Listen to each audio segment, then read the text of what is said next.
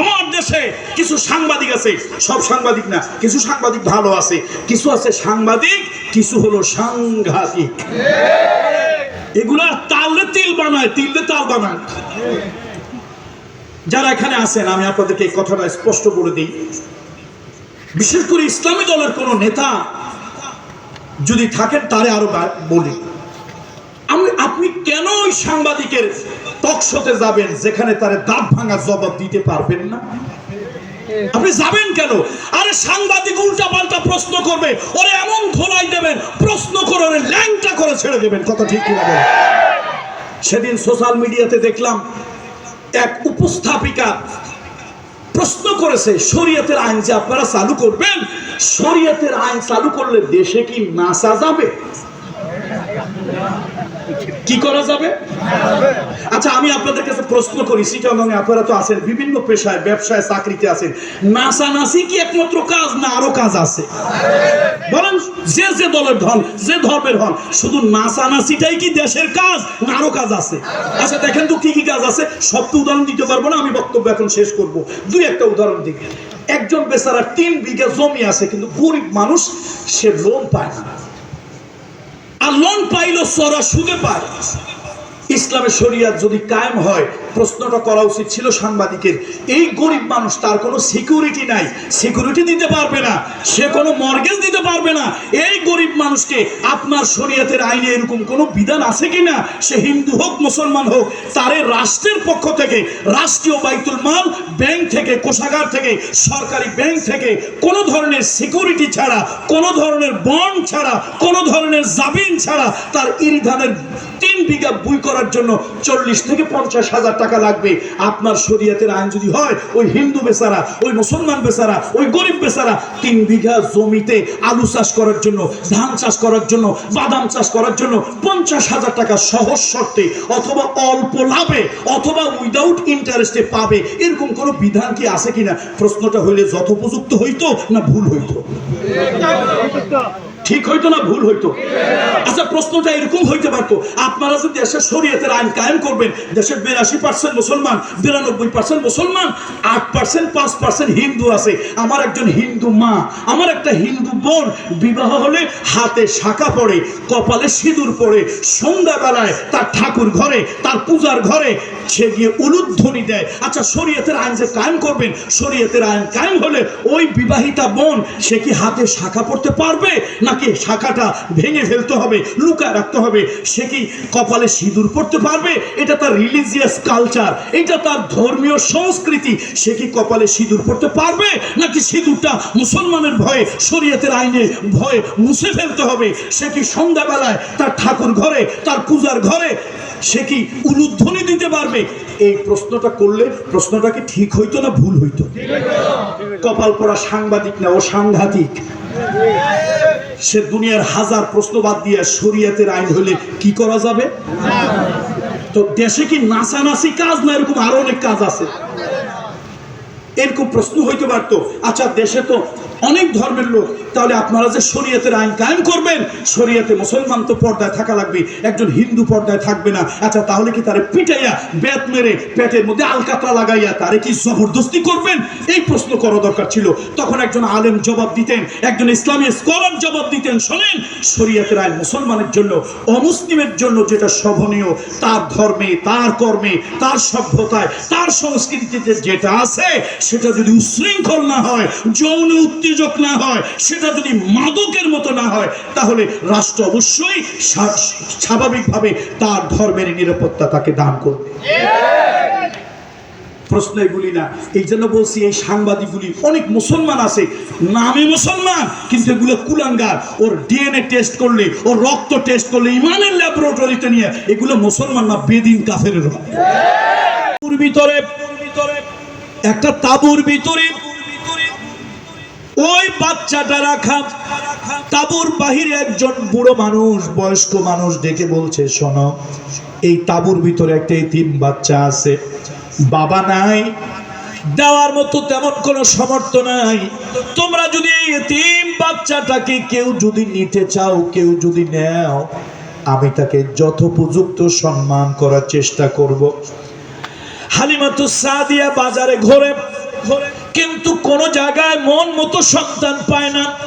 ওই বুড়ো মানুষ নাম হলো আব্দুল মুত্তালিব, লোকটার হাক ডাক চিৎকার চেঁচামেচি শুনে ওই হালিমাতুস সাদিয়া তাঁবুর ভিতরে ঢুকলো। ঢুকে দেখে সুন্দর একটা বাচ্চা একজন দাসী কোলে করে বসে আছে। ওই বাচ্চাটার দিকে এক নজর যখন তাকাইছে, বিবি হালিমার চোখ দুটা শীতল ঠান্ডা হয়ে গেছে। স্বামী তারে ধরে নিয়ে যায়। আমরা গরিব মানুষ, আমরা দুধ খাওয়াবো, অন্যের বাচ্চা দুধ খাওয়াবো, লালন পালন করব, বড় করব, এর বিনিময়ে তার সাথে চুক্তি হবে 2 বছর 4 বছর। আমরা 10 উকিয়া 20 উকিয়া স্বর্ণ পাবো, অথবা 5 উকিয়া স্বর্ণ পাবো। এই স্বর্ণের বিনিময় আমাদের অভাব দূর হয়ে যাবে। একটা গরিবের সন্তান, এতিম সন্তান যদি নেই, তাহলে তো আমরা স্বর্ণ পাবো না, টাকা পাবো না, আমাদের অভাব দূর হবে না। এই বলে টেনে নিয়ে যায় হালিমাতুস সাদিয়া রাদিয়াল্লাহু তাআলা আনহা। যার কাছে যায়, যেখানে যায়, দিলে শান্তি লাগে না, মনের মধ্যে শান্তি লাগে না। ওই একটা বাচ্চা দেখে চোখটা ঠান্ডা হয়েছে, ওই বাচ্চাটা না দেখলে মনের শান্তি লাগে না। আবার চলে এলো তাঁবুর ভিতরে, বলল স্বামী একবার অনুমতি দাও, বাচ্চাটার একটু কোলে নিয়ে দেখি কেমন। দূরের থেকে দেখলাম কলিজা ভরে নাই, শুধু একটু বলো। এবার বাচ্চাটা কোলে নিল। বাচ্চাটা যেই কোলে নিয়েছে, রহমতের নবীকে হালিমাতুস সাদিয়া যখন কোলে নিয়েছে, আমার মনে হয় তার কলিজার যত জ্বালা যন্ত্রণা ছিল সব ঠান্ডা হয়ে গেছে। মুসা আলাইহিস সালামকে যেরকম বিবি আসিয়া কোলে নিয়েছিল, কুররাতু আইনিন লি ওয়ালাক আসা আইয়ান ফানা আও নাত্তাখিজাহু ওয়ালাদা। এই ফেরাউন, তুমি এত অস্থির হইও না, দুশ্মনী করিও না। এই সন্তানটা আমার চোখ জুড়ায় দিয়েছে, এই সন্তান আমার কলিজা ঠান্ডা করে দিয়েছে। আমাদের যদি বাচ্চা কাচ্চা না হয়, এই সন্তানটাই হবে আমাদের বাচ্চা, আমাদের সন্তান। কিন্তু চোরায় না শোনে, চোরে না শোনে ধর্মের কাহিনী, সেই কাহিনী ফেরাউনও শোনে নাই। অনুরূপ ভাবে হালিমাতুস সাদিয়া তাঁবুর মধ্যে ঢুকে স্বামী টানে, কিন্তু সে আসতে চায় না। এই বাচ্চাটা তার কাছে চোখ জুড়ায় গেছে, কোলে নিয়েছে, কলিজা ঠান্ডা হয়ে গেছে। আসলে তো বাচ্চা তো যেরতন বাচ্চা না, এই বাচ্চা হলো রহমতের বাচ্চা, কিয়ামত পর্যন্ত রহমাতুল লিল আলামিন। এরপরে সে ঘটনা আপনারা জানেন, হালিমার জীবনে কি ছোঁয়া এসেছিল। যে আরবের ভিতরে জাহিলিয়াতের অন্ধকার মারামারি দূর করে, কাটাকাটি হিংসা হত্যা দূর করে একটা সুন্দর সমাজ বিনির্মাণে এই রহমাতুল লিল আলামিন ভূমিকা নিয়েছিল। আজকে দুঃখ চিটাগংয়ের লোকেরা, চট্টগ্রামের লোকেরা রাসূলুল্লাহ সাল্লাল্লাহু আলাইহি ওয়াসাল্লামের জন্মদিবস এলে রাগ করবেন না, রাগ করবেন না। বিবেকের কাছে প্রশ্ন, আবেগের কাছে প্রশ্ন নয়, বিবেকের কাছে প্রশ্ন। রাসূলুল্লাহর জন্মে আপনি আবেগী হলেন, আবেগ আপ্লুত হলেন, হই আপনি হন, আমি হন। রহমতের নবী, তার জন্ম, পৃথিবীতে আগমন, যে খুশি না, ও তো মানুষই না, ও তো একটা জানোয়ার। রাসূলুল্লাহ পৃথিবীতে আসছে, অবশ্যই খুশি। এর থেকে বড় কি হবে? যিনি আমার পরকালের কান্ডারি, পৃথিবীতে তিনি আগমন করেছেন ধুলির ধরায়, এর থেকে বড় খুশির বিষয় আর কি হতে পারে? কিন্তু আমার প্রশ্ন হলো, যে নবী পৃথিবীতে আগমন করলেন, সে নবীর আগমনে আমি রাস্তায় রাস্তায় মিছিল করলাম, আগ্নি বিরিয়ানি খেসুরি খেলাম, কিন্তু তিনি তার 23 বছরের নবুয়তের জীবনে এবং নবুয়তের আনুষ্ঠানিক দায়িত্ব পালন করার আগেও তিনি নবী, দপ্তরবিহীন নবী। সেই নবী 40 বছরের ভিতরে যেই সুন্নাত, যেই সমাজ, যে ব্যবস্থা, যে আদর্শ, যে আইডিওলজি, যে ইথিক্স, যে ম্যানার রাসূলুল্লাহ সাল্লাল্লাহু আলাইহি ওয়াসাল্লাম সমাজকে দিয়েছে, আজকে মুসলমানের ভিতরে ওই আদর্শ নাই। কথা ঠিক কিনা? তাহলে মুসলমান নবীর আগমনে সিন্নি খেতে পাগল, কিন্তু নবীর ইথিক্স, আইডিওলজি, নবীর আদর্শ বাস্তবায়নে পাগল নয়। কি দুর্ভাগ্য! আপনি শুধু টুপি দিয়ে বেহেশতে যেতে চান, তো আরবদের পোশাক টুপি তো অনেকের মাথায় ছিল। এখনো পৃথিবীর ঘৃণিত জাত ইহুদিরাও টুপি মাথায় দেয়, নুনের বাটির মতো মাথার মধ্যে একটা দিয়ে রাখে। আমি একবার মাহফিল করে বরিশালের দিকে যাব, আমার নিজের বাড়ি, তখন তো পদ্মা সেতু ছিল না, ফেরিতে করে পার হয়ে যাব। তো অনেক লোক আছে রাস্তাঘাটে, মাশাআল্লাহ, বিরাট বড় বুজুর্গ হুজুর, অন্যের সালাম দিতে চায় না। এরকম একটা বদ অভ্যাস আমাদের ভিতরে আছে। রাসূলুল্লাহ বলেছেন, আফশুস সালাম ওয়া আতঈমুত তাআম। তোমরা উত্তম চরিত্রের অধিকারী যদি হতে চাও, মানুষকে সালাম দাও। আর সেনা আপনার বন্ধু বান্ধব আত্মীয় স্বজন আলেম উলামা এদেরকে মাঝে মাঝে একটু দাওয়াত করে খাওয়াও। এর দ্বারা ভাগ্য বুলন্দ হয়, কিসমত বুলন্দ হয়, মানুষের ভিতরে আন্তরিকতা হৃদ্রতা পয়দা হয়। তো আমি চেষ্টা করি, আমার যদি দিমাগ মেজাজ ঠিক থাকে অথবা আমি যদি অসুস্থ না থাকি, আমি চেষ্টা করি একজনকে আগে সালাম দিতে, আগে মোসাফা করতে। আমার অহংকারটাও কমে যাক, আর নিজের ভিতরে অহংকারটা না হোক, একটা মানুষের সাথে একটা সম্পর্ক হোক। তো ফেরিতে আসতে দেরি হবে, গাড়ির থেকে নামলাম, ফেরির পল্টনে গিয়ে দাঁড়ালাম, দেখলাম মাশাআল্লাহ বিরাট বড় এক বুজুর্গ ব্যক্তি, টুপি আছে, বিরাট বড় পাঞ্জাবি টাঞ্জাবি আছে। সালাম দিয়া একটু মুসাফা করার জন্য এগিয়ে গেলাম, গিয়ে দেখি এই গলার মধ্যে ঝুলানো আপনার ক্রস, যিশু খ্রিস্টের ক্রস। কাছে গিয়ে বুঝলাম লোকটা হচ্ছে একজন খ্রিস্টান পাদ্রী।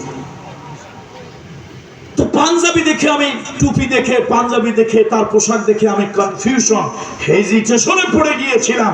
আমিও ধারণা করেছিলাম জান্নাত থেকে একটু আগে আসা কোনো বুজুর্গ আলেম হবে, কিন্তু কাছে গিয়ে কি দেখলাম, তাহলে বোঝা গেল টুপি দাড়ি এটাই যদি মুসলমান, মানে টুপি পাঞ্জাবি পাগড়ি এটাই যদি মুসলমানের সবকিছু হবে, তাহলে তো শিখ সম্প্রদায়ের লোকদেরও আপনার পাগড়ি আছে, অকামেও পাগড়ি, সুকামেও পাগড়ি। ক্রিকেট খেলতে গেলেও পাগড়ি মাথায় থাকে, ফুটবল খেলতে গেলেও পাগড়ি মাথায় থাকে, এমনকি সিনেমায় অভিনয় করতে গেলেও পাগড়ি থাকে। রাতের বেলায় ল্যাব কাঁথার নিচে আরো কত কাজ করে, তখনও বোধহয় পাগড়ি মাথায় থাকে। সব কথা কি ভেঙে বলবো? তাহলে বোঝা গেল রাসূলুল্লাহর পাগড়ি সুন্নতের রাখছেন। পাগড়ি আমিও মাথায় দিই, আলহামদুলিল্লাহ, আমার কাছে এটা ভালো লাগে, মানসিক প্রশান্তি লাগে, এই জন্য আমি পাগড়ি মাথায় দিই। চেষ্টা করি নামাজে অন্তত পাগড়িটা মাথায় দেওয়ার জন্য, এটা আমার কাছে ভালো লাগে নবীজির এই সুন্নতটা। আমার বক্তব্য হলো নবীজির পাগড়ির সুন্নত ধরে রাখলেন, নবীজির টুপির সুন্নত ধরলেন, মিষ্টি খাওয়া সুন্নত ধরলেন, জিলাপি খাওয়া সুন্নত ধরলেন, কিন্তু ওই নবী বাতিলের মোকাবেলায় একটা সুন্দর কল্যাণময় রাষ্ট্র রচনা করেছিলেন।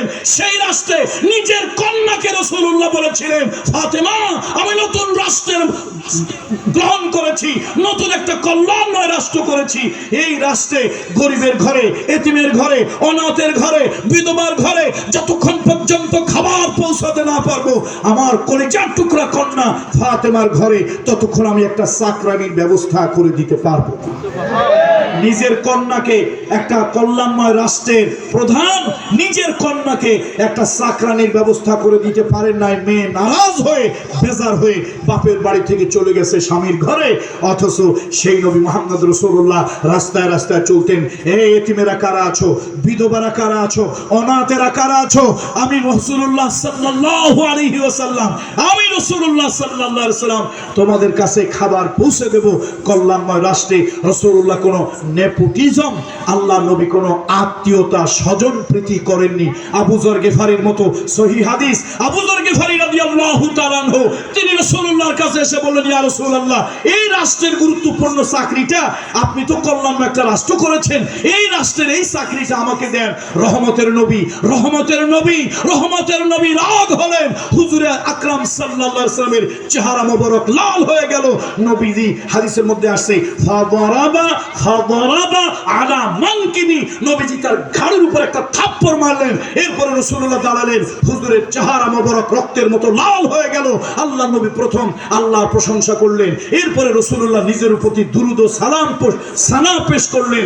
এরপরে রাসূলুল্লাহ দাঁড়িয়ে রাগতভাবে নবীজি বললেন, রাষ্ট্রের এই দায়িত্বগুলি আমানত, তোমরা কি চাও আমি আত্মীয়করণ, স্বজন প্রীতিকরণ, আমি আমার দলীয়করণ করি? রাষ্ট্রের এই গুরুত্ব, ইন্নাহা লা আমানাতুন, এটা একটা আমানত। কিয়ামতের ময়দানে আল্লাহর আদালতে এই আমানতের জবাবদিহি করতে হবে। অথচ আমার দেশে ক্ষমতায় যারা যখন আসেন, অপদার্থ, অযোগ্য, অশিক্ষিত, মূর্খ, গোয়ার, চরিত্রহীন, দুশ্চরিত্র, এগুলোরে আয়সা রাষ্ট্রের গুরুত্বপূর্ণ পদ দেওয়া হয়। যেরকম ঠিক মুহাম্মদ রাসূলুল্লাহর এক সুন্নত আদায় করলেন, আর এক সুন্নত আদায় করলেন না। আমার মানবতার নবী রহমাতুল লিল আলামিন, সে শুধু আমার জন্য রহমত হয়ে আসেননি, গোটা সৃষ্টি জগতের জন্য তিনি রহমাতুল লিল বলেন রহমাতুল লিল। সুতরাং এই পৃথিবী শুধু নয়, যদি কোনোদিন বিজ্ঞানের আবিষ্কার হয় 50 বছর আগে, 50 বছর আগে আপনি আমি কল্পনা করি নাই তার ছাড়া টেলিফোন, লেপের তলে কাঁথার তলে শুয়ে শুয়ে স্ত্রীর সাথে কথা বলবো, বন্ধুর সাথে সুখ দুঃখের কথা বলবো, 50 বছর আগে আমরা কল্পনা করি নাই যে তার ছাড়া এরকম একটা ছোট্ট জিনিস এটা আবার হাতে নিয়ে কানের কাছে নিয়ে কথা বলা যাবে। 50 বছর পরে পৃথিবীতে অ্যান্ড্রয়েড আবিষ্কার হলো, পৃথিবীতে অ্যান্ড্রয়েড আবিষ্কার হলো, মুঠোফোন আবিষ্কার হলো, তার নাই সংযোগ নাই, তার আর সংযোগ ছাড়া লেপ কাঁথা কম্বলের নিচে শুয়ে শুয়ে কথা বলি। 50 বছর আগে যা কল্পনা করি নাই এখন সেটা বাস্তব হতে পারে, হতে পারে আগামী 50, 100, 200 বছর পরে মানুষ এই পৃথিবী ছেড়ে মঙ্গল গ্রহ যেতে পারে।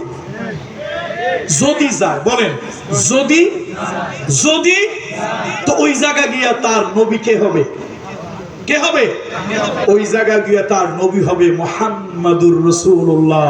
আল্লাহ কয় আমি আল্লাহ রুবুবিয়তের সীমা যতদূর, আপনি রহমাতুল লিল আলামিন, আপনার নবুয়তের সীমা ঠিক ততদূর। আমি আল্লাহ যার রব, আপনি তার জন্য রহমত। আমি আল্লাহর সৃষ্টি যতদূর, আমি তার রব, আর আমার সৃষ্টি যতদূর ততদূরের জন্য আপনি হলেন নবী রহমত। বলুন সুবহানাল্লাহ।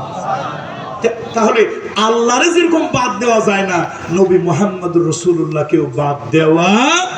তাহলে পড়েন আমার সাথে সবাই, রাসূলুল্লাহকে যখন বাদ দেওয়া যাবে না, পড়েন ওয়ামা আরসালনাকা ইল্লা রাহমাতাল লিল আলামিন। আল্লাহ তাআলা তার ব্যাপারে সূরা তাওবা 128 নম্বর আয়াতে কারিমের ভিতরে আল্লাহ তাআলা আমার রাসূলের ব্যাপারে বলেছেন, লাকাদ জাআকুম রাসূলুম মিন আনফুসিকুম আজিজুন আলাইহি মা আনিতুম হারিসুন আলাইকুম বিল মুমিনিনা রাউফুর রহিম। আল্লাহ তাআলা আবার এই জায়গাও রাউফুর রহিম আমার নবীকে দয়ার মূর্ত প্রতীক বলেছেন। আমার নবী শুধু মানুষের জন্য রহমত, আমার নবী শুধু মানুষের জন্য রহমত এমনটি না, আমার নবী পশু পাখির জন্য পর্যন্ত রহমত ছিল। একবার মদিনায় রাসূলুল্লাহর দাওয়াত হলো, একজন আনসার সাহাবীর বাড়িতে রাসূলুল্লাহ দাওয়াত খেতে গেলেন সাহাবীদেরকে নিয়ে।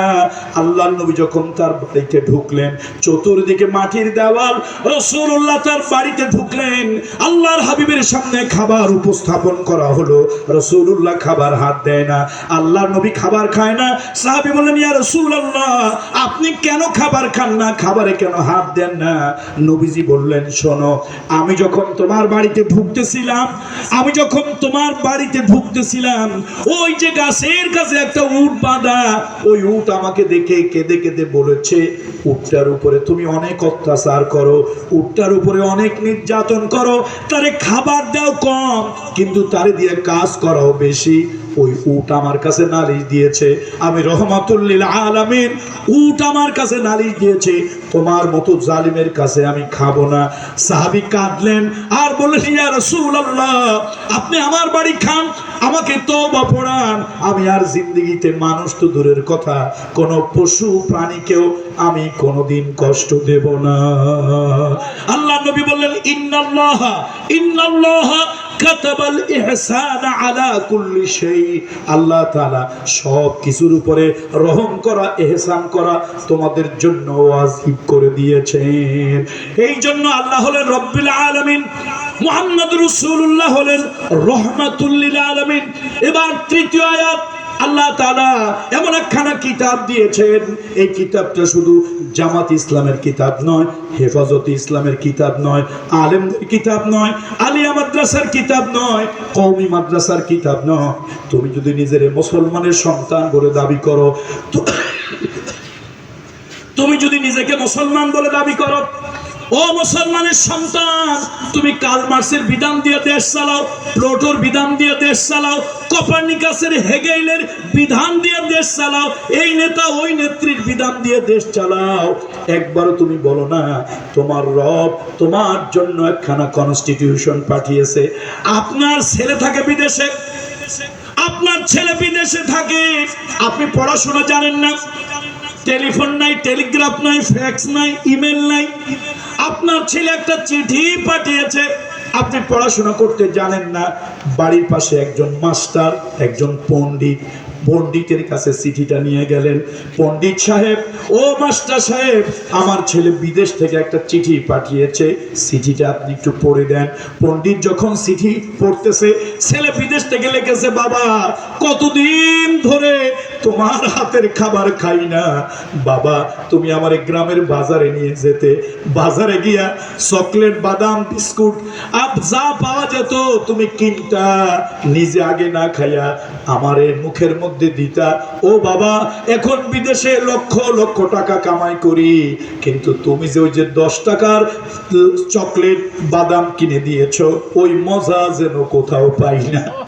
ছেলে চিঠিতে লেখছে, পাপের চোখ ভাইয়া ভাইয়া পানিগুলি পড়ে, দাড়ি ভিজে যায়। পণ্ডিত জিজ্ঞেস করে, বাবা চাচা আপনি কেন কাঁদেন, কি জন্য কাঁদেন? কই আমার ছেলে চিঠি লিখেছে, সে তার ছোটবেলার কথা স্মরণ করেছে, ওই কথাগুলো শুনে চোখ দিয়ে পানি ধরে রাখতে পারি নাই। তোমার ছেলে বিদেশ থেকে চিঠি দিল, ওই চিঠি পড়ার জন্য তুমি আনচান হয়ে গেলে। মাস্টার মশাই, পণ্ডিত মশাই চিঠি পড়লো, ওই চিঠির ভাষা আবেগে তুমি ঝরঝর করে কাঁদলে। রহমাতুল্লিল আলামিনের মাধ্যমে আল্লাহ তোমার কাছে একটা চিঠি পাঠাইছে, 1450 বছর হয়ে গেছে। আমার রব আরশে আজিম থেকে একটা চিঠি তোমার কাছে পাঠিয়েছে রহমাতুল্লিল আলামিনের মাধ্যমে। রহমাতুল্লিল আলামিন নবিয়ে দো জাহা, সকল মানুষের পরকালীন জীবনে আপনার তরণেওয়ালা এই মুহাম্মদ রাসূলুল্লাহ আমাদেরকে সুন্দর করে কোরআনটা বুঝায় দিলেন। আল্লাযী ফাসসালা ওয়া সাহালা লানা আদ-দীন ওয়াশ শরিয়া, আদ-দীন ওয়াশ শরিয়া, জীবনটাকে কেমন করে সুন্দর করে চালাতে হয় মুহাম্মদ রাসূলুল্লাহ রাহমাতুল্লিল আলামিন সব সুন্দর করে বর্ণনা করলেন।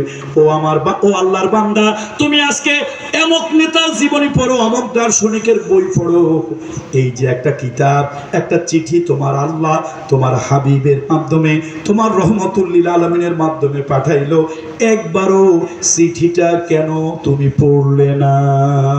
কি জবাব তুমি দেবে?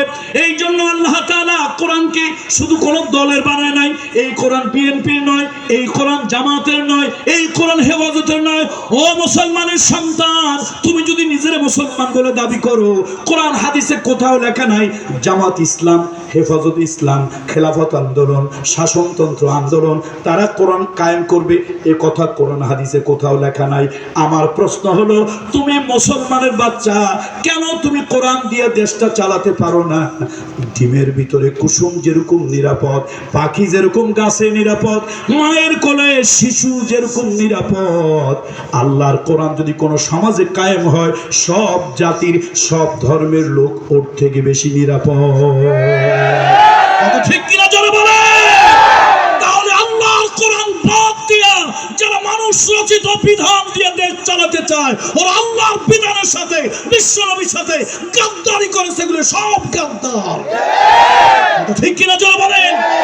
হুজুরদের দোষ দাও, হুজুরদের দোষ দাও, হুজুরদের লাগবে না। আমার প্রশ্ন হলো, হুজুরের কবরে হুজুর যাবে, তোমার কবরে তুমি যাবে। হুজুরকে প্রশ্ন করবে, তুমি কোরআনের বিধানের জন্য চেষ্টা করেছিলে কিনা? হুজুর তার জবাব দেবে। আমি জিজ্ঞেস করছি, সলিমুদ্দিন তুমি কোন জবাব দেবে? ওই জায়গা গিয়ে কবরে চলবে না, আমি অমুক দলের লিডার, অমুক দলের ক্যাডার, এটা চলবে? ওখানে কোনো টেলিফোন চলবে না, হ্যালো যারে ধরছেন ওখানে তো আমার দলের লোক, ছেড়ে দেন তাড়াতাড়ি। ফেরেশতারা কয়, তোরে তো আচ্ছা মতো ধোলাই করবো, যে ফোন করছে তোর দলের লিডার ক্যাডার, ওইটারও আচ্ছা মতো ধোলাই করবে। এই জন্য আসেন কোরআন দিয়ে। আমি জানি না আমার মাইকের আওয়াজ কোনো হিন্দু, বৌদ্ধ, খ্রিস্টান, উপজাতি, মাইনরিটি কোন সম্প্রদায়ের ভাই বোন শুনছেন কিনা দেখেন। আমি আপনাকে স্পষ্ট ভাষায় বলছি, কোরআন এমন একটা কিতাব শুধু মুসলমানদের জন্য নয়, এটা সার্বজনীন। বলেন কোরআন এই কিতাবটা কিসের? সার্বজনীন। এই জন্যই আল্লাহ তাআলা সূরা আল কালামের 52 নম্বর আয়াতের ভিতরে আল্লাহ তাআলা বলেছেন, ওয়া মা হুয়া ইল্লা যিকরুল লিল আলামিন। এই কিতাব হলো আলমের জন্য উপদেশ। আমার দেশে কিছু সাংবাদিক আছে, সব সাংবাদিক না, কিছু সাংবাদিক ভালো আছে, কিছু আছে সাংবাদিক, কিছু হলো সাংঘাতিক। এগুলা তালে তিল বানায়, তিলে তাল বানায়।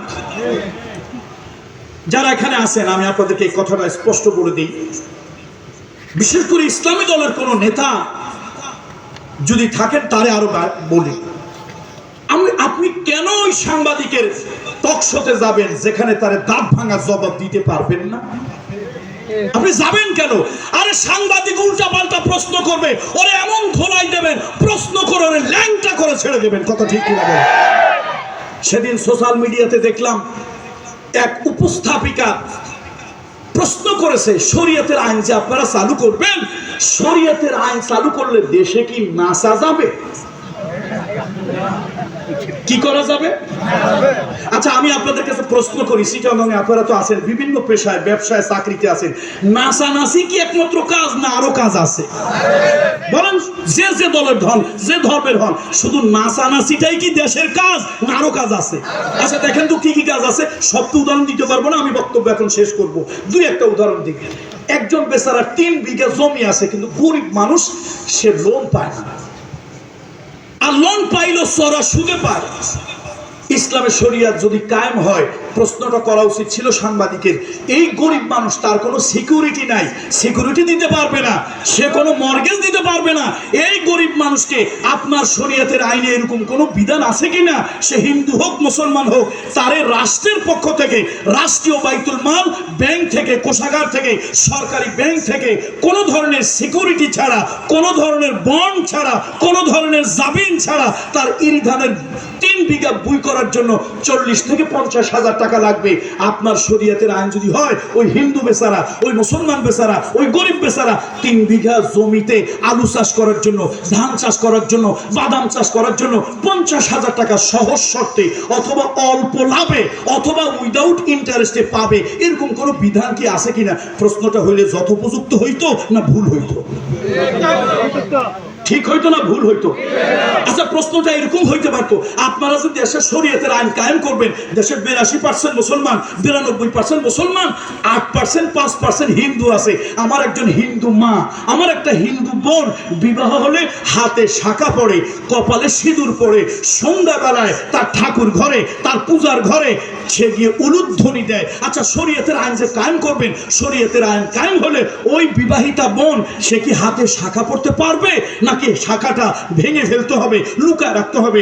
সে কি কপালে সিঁদুর পড়তে পারবে? এটা তার রিলিজিয়াস কালচার, এটা তার ধর্মীয় সংস্কৃতি, সে কি কপালে সিঁদুর পড়তে পারবে, নাকি সিঁদুরটা মুসলমানের ভয়ে, শরীয়তের আইনে ভয়ে মুছে ফেলতে হবে? সে কি সন্ধ্যাবেলায় তার ঠাকুর ঘরে, তার পূজার ঘরে সে কি উলুধ্বনি দিতে পারবে? এই প্রশ্নটা করলে প্রশ্নটা কি ঠিক হইতো না ভুল হইতো? কপাল পড়া সাংবাদিক না, ও সাংঘাতিক। সে দুনিয়ার হাজার প্রশ্ন বাদ দিয়ে শরীয়তের আইন হলে কি করা যাবে? তো দেশে কি নাচানাচি কাজ না এরকম আরো অনেক কাজ আছে? এরকম প্রশ্ন হইতে পারতো। আচ্ছা দেশে তো অনেক ধর্মের লোক, তাহলে আপনারা যে শরীয়তের আইন কায়েম করবেন, শরীয়তে মুসলমান তো পর্দায় থাকা লাগবে, একজন হিন্দু পর্দায় থাকবে না। আচ্ছা তাহলে কি তারে পিটাইয়া, বেত মেরে, পেটের মধ্যে আলকাতরা লাগাইয়া তারে কি জবরদস্তি করবেন?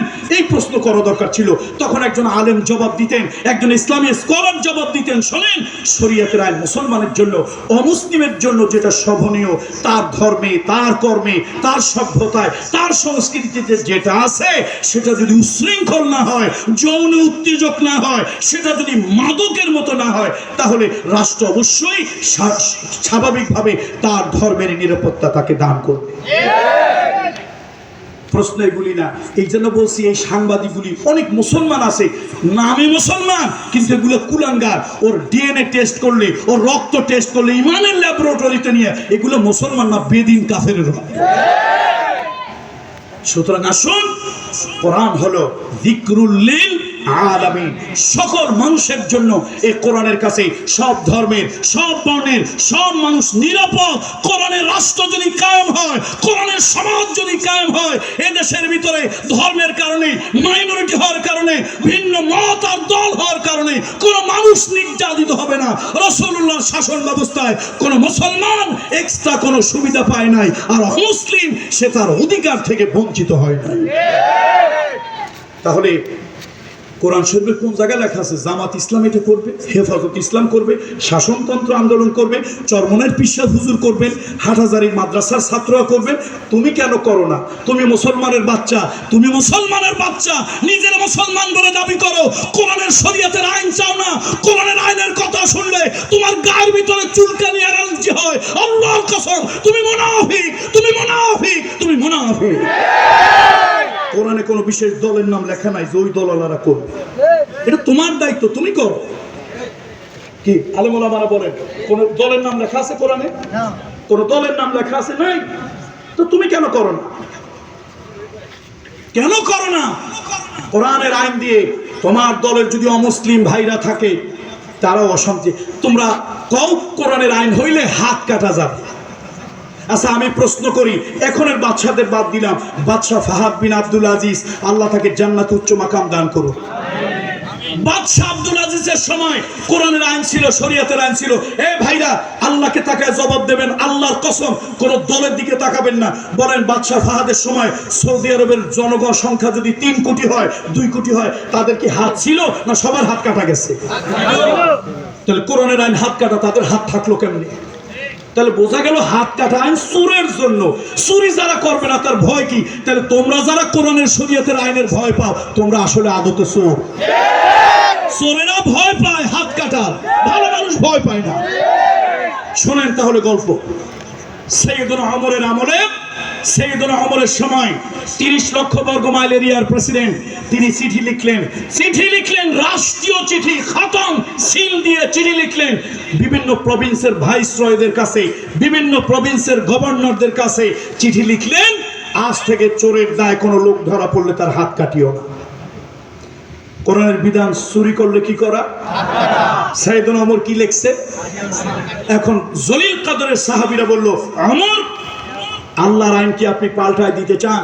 সাইয়েদনা ওমর আল্লাহর আইনের কাছে বড় নরম ছিল, শিশুর মতো তিনি কেঁদে উঠলেন, শিশুর মতো কাঁদলেন, কেঁদে কেঁদে বললেন, আল্লাহর আইন আমি কেন, সারা দুনিয়া একত্রিত হয়ে আল্লাহর ওহীর একটা বিধানকে কেউ লঙ্ঘন করতে পারবে না।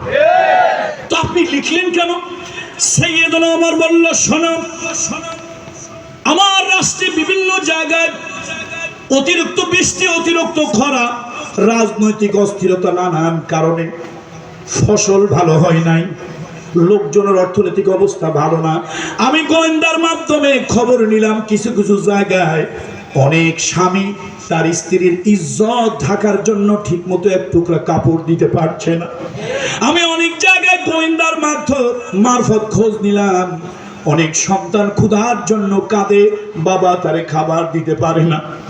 যদি কোনো সন্তান ক্ষুধার জন্য ঘরের ভিতরে কাঁদে আর বাবা ক্ষুধার যন্ত্রণা, সন্তানের কান্না সহ্য করতে না পেরে কোনো দোকানের তালা ভেঙে যদি বাবা 2 কেজি চাল, 2 কেজি আটা, 1 কেজি গম যদি চুরি করে, আর ওই চুরি করতে গিয়ে যদি ধরা পড়ে, তাকে যদি আদালতে এনে হাতটা কেটে দাও, শরীয়তের আইন তো ঠিক রইল, কিন্তু আল্লাহর আদালতে, কিয়ামতের ময়দানে আল্লাহর আদালতে আল্লাহ তাআলা আমাকে যখন জিজ্ঞেস করবে, ওমর 30 লক্ষ বর্গ মাইল এরিয়ার তুমি বাদশা, খলিফা, প্রেসিডেন্ট, তোমার রাজ্যে একটা মানুষ বাচ্চার কান্না সহ্য করতে পারে নাই, মাসুম বাচ্চারা ঘরের ভিতরে ক্ষুধার যন্ত্রণায় কাঁদে, বাপ কান্না সহ্য করতে পারে নাই, বাপ সহ্য করতে না পেরে এক জায়গা থেকে চুরি করছিল, চুরির দায় ধরা পড়লো, এই জন্য হাত কাটা গেল।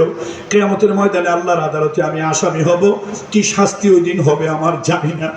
আমি এই জন্য বিভিন্ন জায়গায় চিঠি লিখে দিয়েছি, চুরি করা একটা অপরাধ, যে কোনো কারণে চুরি করুক, চুরি করা খারাপ কাজ, নিন্দনীয় কাজ, কিন্তু এইরকম অভাবের কারণে কেউ যদি চুরি করে হাত কাটিও না, তারে কয়টা দৌড়া বেতের বাড়ি মারো, চাবুকের বাড়ি মারো, কিন্তু খবরদার খালি হাতে তারে ঘরে ফিরাই দিও না।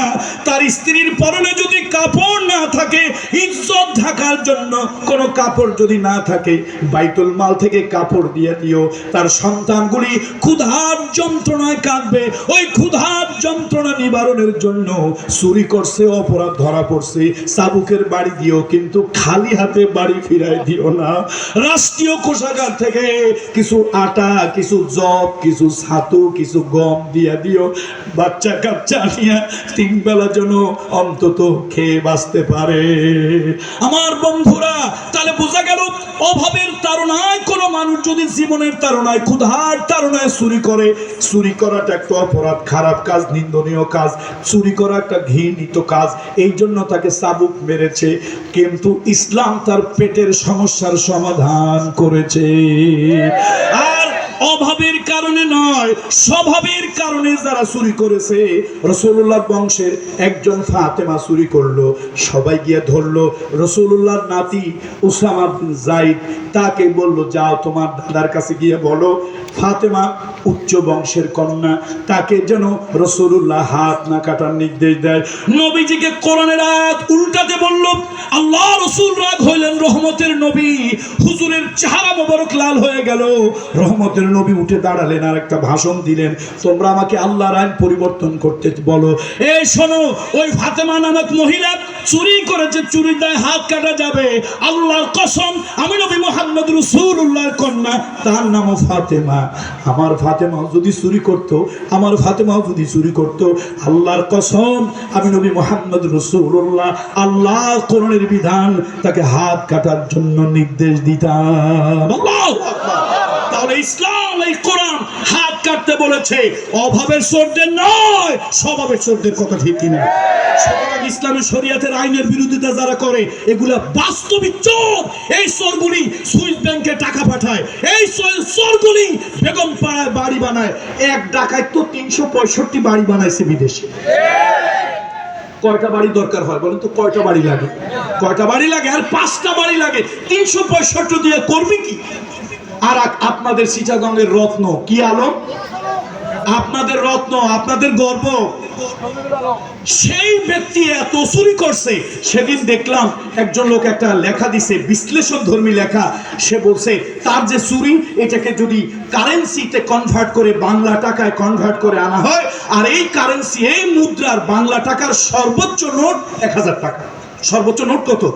এই 1000 টাকা একটা মানুষ দৈনিক 700-800 গ্রাম খাবার খায়, সবকিছু মিলে দৈনিক এই কনভার্সন মানে কারেন্সি কনভার্সন করে 1000 নোট বানাইয়া 700-800 গ্রাম 1000 টাকার নোট। শুধু যদি সে সবকিছু বাদ দিয়া 3 বেলা এই নোট খায়, তাও তার 300 কত বছর লাগবে শুধু এটা খাইয়া শেষ করতে। তো কত লাগে তোমার? এই চোরগুলোরে ইসলাম বলেছে, এই চোরগুলোকে ইসলাম বলেছে এদের হাত কাটবা, তবে 4 দেওয়ালের ভিতরে নয়, ফাঁসি দেবা। 4 দেওয়ালের ভিতরে নয়, সব থেকে বেশি জন উপস্থিতি যেখানে হবে সেই জায়গায় বাঁশের সাথে লটকাইয়া তারপরে তাদেরকে শাস্তি দেবে, ফাঁসি দেবে। কথা ঠিক কিনা বল? এই জন্য আসুন, আমি আবার বলছি, আই রিপিট ইট, কোরআন শরীফের কোথাও লেখা নাই জামাত ইসলাম শুধু হুকুমত কায়েম করবে, হেফাজত ইসলাম করবে, চরমনার পিশাব করবে, হাটাজারির মাদ্রাসা থেকে দেশের ইসলামী হুকুমত কায়েম করবে, এরকম কথা নাই। আপনি করেন, আমরা আপনাকে সাহায্য করব। আপনার দল করেন, আমরা করব। শরীয়তের আইন শুনলেই আপনারা পালায় যান। কারণ কি? আপনারা জানেন জাতে মাতাল তালে ঠিক। আপনারা জানেন আমরা যে রাতের বেলায় বিভিন্ন আড্ডা ঠাড্ডায় বোতল খাই, লাল নীল বোতল, শরীয়তের আইন হলে ওই বোতলগুলি আর খাওয়া যাবে। বন্ধুরা আমার, তাহলে সার্বজনীন কয় বলছিলাম? সার্বজনীন 3। এই 3টার বিষয় আল্লাহ তাআলাকে বাদ দেওয়া যাবে না, আল্লাহর আইন বাদ দেওয়া যাবে না। মুহাম্মদ রাসূলুল্লাহ মঙ্গল গ্রহে গেল, সেখানে তিনি আমার নবী রহমাতুল লিল আলামিনকে বাদ দেওয়া যাবে না। সুতরাং রাসূলকে যেহেতু বাদ দেওয়া যাবে না, রাসূলের সুন্নাত বাদ দেওয়া যাবে না, আদর্শ বাদ দেওয়া যাবে না। মঙ্গল গ্রহে চাঁদেও যদি বসবাস করি, এই জিকরুল লিল আলামিন কোরআন হলো সব জায়গার জন্য উপদেশ। এই কনস্টিটিউশন আমার সমাজে প্রতিষ্ঠিত হোক, এই আশাবাদ ব্যক্ত করে আমি সকলের কাছ থেকে বিদায় নিচ্ছি। সভাপতি মহোদয়ের জন্য দোয়া করি, উনি অনেক নরম হয়ে গিয়েছেন। এই এলাকার সর্বজন শ্রদ্ধেয় আলেম। আমি ছোটবেলা থেকেই, আমার বাবা স্টিল মিলে আসতেন, সেখানে